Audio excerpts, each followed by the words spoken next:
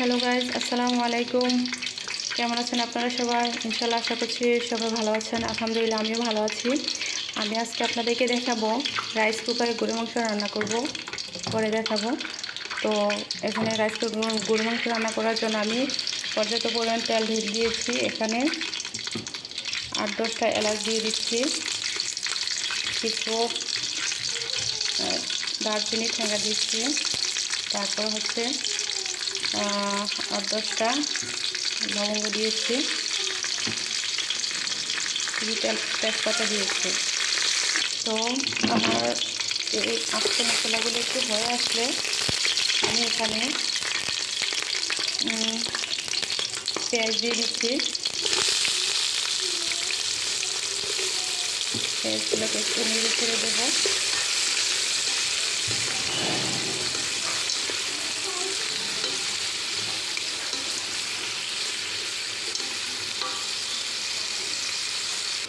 তো আমি পেঁয়াজটাকে নেড়ে ছেড়ে নিয়েছি, হালকা একটু লাল হয়ে আসছে। এখন আমি এখানে দিয়ে দেব 2 চামচ আদা বাটা, দিয়ে দিচ্ছি 2 চামচ রসুন বাটা,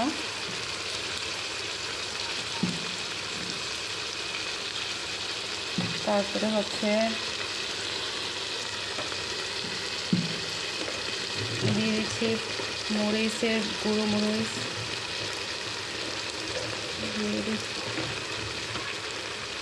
হলুদ, তারপরে হচ্ছে দিয়ে দিচ্ছি এখানে মরিচের গুঁড়ো, 2 চামচ মরিচের গুঁড়ো,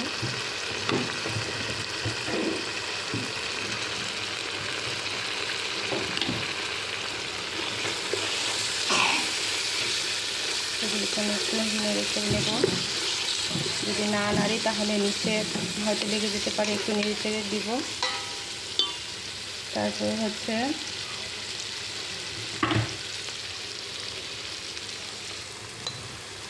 তো এখানে দিয়ে দিচ্ছি ধনিয়ার গুঁড়ো 1 চামচ,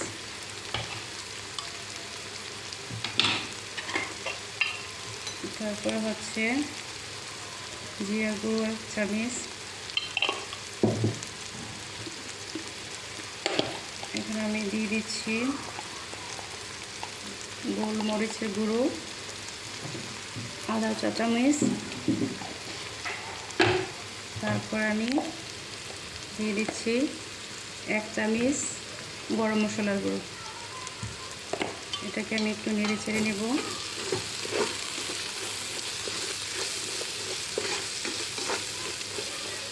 এখানে একটু পানি দিয়ে দেব যাতে এটা নিচে লেগে না যায়। তো দিয়ে দিচ্ছি স্বাদ মতো লবণ,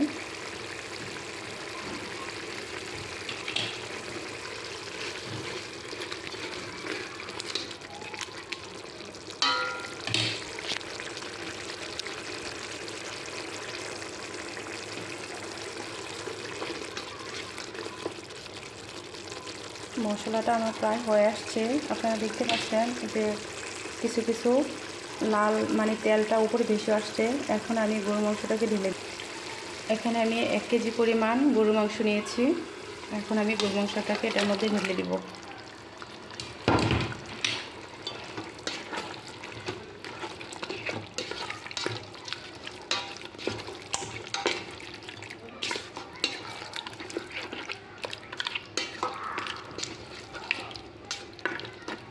তো আমি 50 থেকে 60 মিনিটের মতো আমি এটাকে জাল করে নিব, কষিয়ে আনব।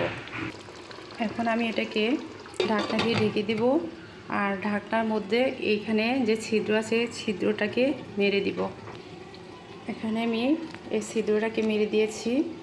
এখন 50 থেকে 60 মিনিটের মতো এটাকে আমি ভালোভাবে কষিয়ে নেব। তো গাইস, আপনারা দেখছেন এই যে আমার মাংস প্রায় হয়ে আসছে, অনেকটা ঘনিয়ে আসছে। ঠিক আছে, অনেক এটার ঝোলটা যেটুকু পানি দিয়েছিলাম এই পানিটা শুকিয়ে প্রায় ঘন হয়ে আসছে, কালারটাও চেঞ্জ হয়ে আসছে। এই যে এখানে দেখেন আপনারা, অনেক সুন্দর হয়েছে। অনেক সুন্দর গ্রান বাইরে হইতেছে। তো গাইস দেখেন, এটা কষানোর মধ্যেই কিন্তু তেলটা বাইরে হয়ে আসছে। এখন আমি এটার মধ্যে গরম পানি দিব। আমি আলাদা করে গরম পানি করে নিয়েছি, কারণ ঠান্ডা পানি দিলে স্বাদটা তেমন ভালো আসে না, ভালো হয় না, স্বাদ কেমন যে লাগে। তাই আমি গরম পানি দেবো এখানে। এখানে আমি গরম পানি করে নিয়েছি।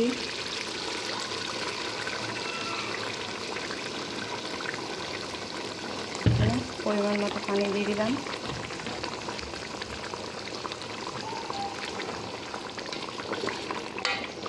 দেখেন